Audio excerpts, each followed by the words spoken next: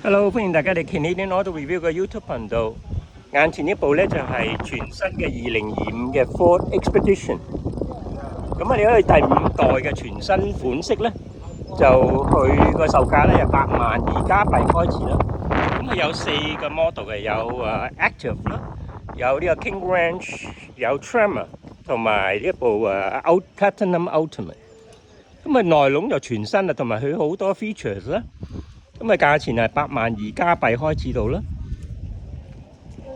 我哋睇睇下個內籠啦。